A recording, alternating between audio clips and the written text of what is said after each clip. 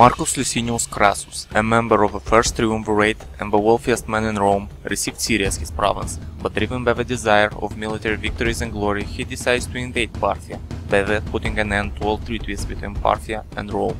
Once arrived in Syria in late 55 BC, he immediately set about using his immense wealth to raise an army. He assembled a mighty force of 7 legions. In addition, he had about 4,000 light infantry. His son Publius Crassus joined him in Syria during the winter of 54 BC, bringing with him the 1,000 Celtic cavalry troopers from Gaul.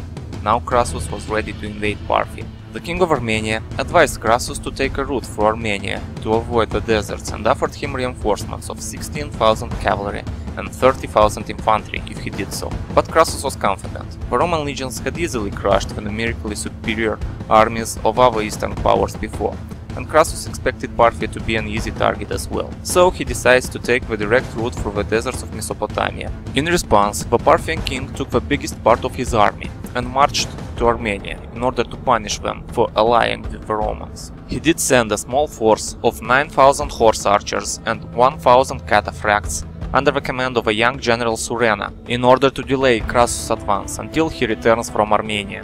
Crassus encountered Surena's army near the town of Carrhae. After being informed of the presence of the enemy, his general Cassius recommended that the army be deployed in the traditional Roman fashion, with infantry forming the center and cavalry on the wings.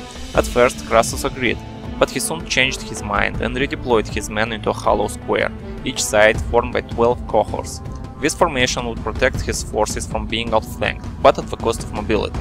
The Roman forces advanced. His generals advised Crassus to make camp and attack the next morning in order to give his men a chance to rest, but his son Publius was eager to fight and managed to convince Crassus to confront the Parthians immediately. At the sight of the enemy, Surena ordered his cataphracts a front attack on the Roman forces, but this was a tactic for which the Romans were trained and prepared for, and he soon realized that was the wrong tactic which will not give any results at this point. So he sent his horse archers to surround the Roman square. Crassus sent his forces to drive the horse archers off, but they retreated under heavy fire.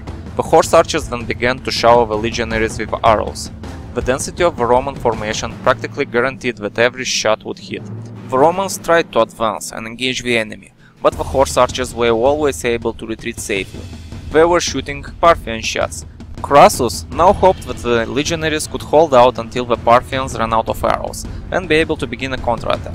However, relying on about 1,000 camels, the Parthians' horse archers were given constant supplies of arrows. Realizing this, Crassus dispatched his son Publius with his cavalry to drive off the horse archers. Publius charged an attack and the horse archers retreated, but he decides to proceed and finish them. But when they were at some distance from the main battle, the archers stopped. This was a trap. His cavalry were confronted by the Parthian cataphracts. The horse archers outflanked Publius and cut off their retreat.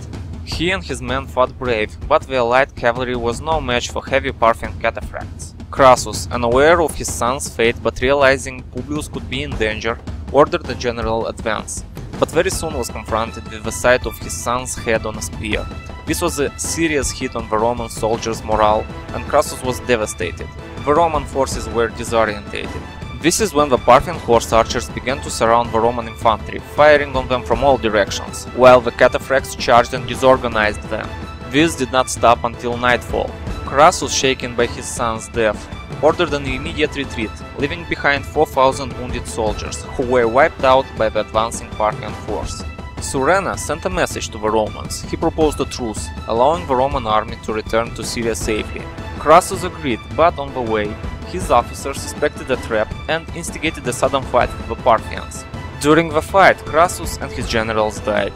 After his death, the Parthians poured molten gold down his throat in a symbolic gesture mocking his greed. Roman casualties amounted to about 20,000 killed and 10,000 captured, while the Parthians lost less than 1,000 men. Rome was humiliated. For generations, the Romans had seemed to themselves as to others unstoppable, but this battle proved them wrong. Of course, the Romans would continue fighting with Parthia in other great battles, but this is another story.